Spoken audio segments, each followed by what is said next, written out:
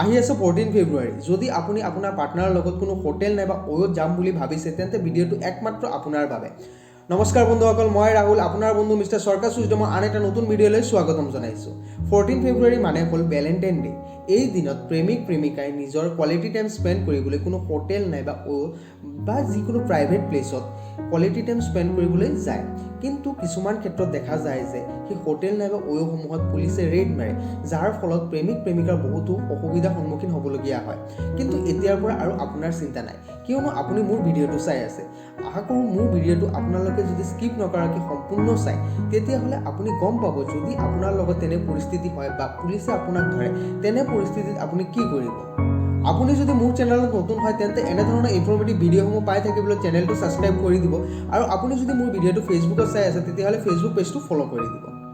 আগতে মই হোটেল ৰুমৰ ওপৰত এখন ভিডিঅ' বনাইছিলোঁ, তাৰ লিংক মই ডিছক্ৰিপশ্যনত দি দিম, তাৰ পৰা আপোনালোকে চাব পাৰিব। তেন্তে বলক বেছি দেৰি নকৰি আজি ভিডিঅ'টো মেইন টপিকটোলৈ আহোঁ। আপুনি যদি আপোনাৰ পাৰ্টনাৰৰ লগত কোৱালিটি টাইম স্পেণ্ড কৰি আছে কোনো প্ৰাইভেট প্লেচত, আৰু সেই সময়ত পুলিচ আহি আপোনালোকক ভয় দেখুৱাই থানাত লৈ যাব বিচাৰে, নাইবা আপোনালোকৰ মা দেউতাৰ নাম্বাৰ বিচাৰে, নাইবা আপোনাক যদি ধনৰ দাবী কৰে, তেনে পৰিস্থিতিত আপুনি কি কৰিব জানেনে? আপুনি যদি নাজানে তেন্তে জানি লওক। যদি তেনে পৰিস্থিতি হয়, আপুনি আপোনাৰ মোবাইলেৰে ভিডিঅ' এখন ৰেকৰ্ড কৰিব আৰু আপুনি ক'ব আপোনালোকৰ 18+ হ'ল আৰু আপোনালোকৰ আইডিসমূহ ৰিচিপশ্যনত আছে, তাৰ পৰা চাব পাৰে। তাৰপিছত পুলিচ অফিচাৰে যদি আপোনাক সোধে আপোনালোকে হোটেলত কি কৰি আছে, তেতিয়াহ'লে আপুনি পুলিচ অফিচাৰক ক'ব ইণ্ডিয়ান কনষ্টিটিউশ্যনৰ আৰ্টিকল 19 মতে আমি ভাৰতবৰ্ষৰ যিকোনো ঠাইত যিকোনো সময়ত আমি যাব পাৰোঁ, আৰু সেয়া আমাৰ অধিকাৰ আছে। পুলিচ অফিচাৰে যদি আপোনাক কয় যে আপোনালোকৰ বিয়া হোৱা নাই তথাপি আপোনালোকে হোটেল ৰুমত আছে, তেতিয়াহ'লে আপুনি সেই পুলিচ অফিচাৰজনক ক'ব পাৰে যে হ'ব পাৰে আমাৰ বিয়া হোৱা নাই, কিন্তু আমাৰ 18 years+ হৈছে এজ, আমি মেজৰিটি এজ এটেণ্ড কৰিছোঁ, যাৰ বাবে আৰ্টিকল 21 ইণ্ডিয়ান কনষ্টিটিউশ্যন সেইটো আমাৰ ফাণ্ডামেণ্টেল ৰাইট হয়, ৰাইট টু প্ৰিভেচি। আৰু আমাৰ প্ৰাইভেট টাইম প্ৰাইভেট প্লেচত স্পেণ্ড কৰা আমাৰ অধিকাৰ আছে, সেয়া আমাৰ মৌলিক অধিকাৰ। লগতে আপুনি পুলিচ অফিচাৰক ক'ব পাৰে আমাৰ 18 years হৈছে কাৰণেহে হোটেল কৰ্তৃপক্ষই আমাক হোটেলত থাকিবলৈ পাৰ্মিশ্যন দিছে, হোটেলত আমি পইচা পে' কৰিছোঁ, হোটেলত আমি আমাৰ ID জমা দিছোঁ, যাৰ কাৰণে হোটেল কৰ্তৃপক্ষই আমাৰ ৰুম প্ৰদান কৰিছে।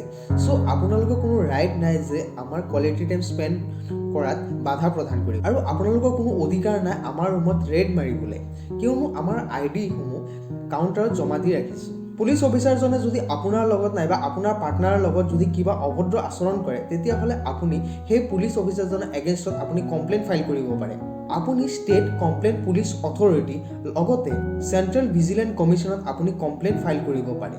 পুলিচে যদি তাৰ পাৱাৰ দেখুৱাই আপোনাৰ লগত অভদ্ৰ আচৰণ কৰে নাইবা তেওঁৰ পাৱাৰৰ অপব্যৱহাৰ কৰে, তেতিয়াহ'লে আপুনি সেই পুলিচ অফিচাৰজনৰ এগেইনষ্টত কমপ্লেইন ফাইল কৰিব পাৰে।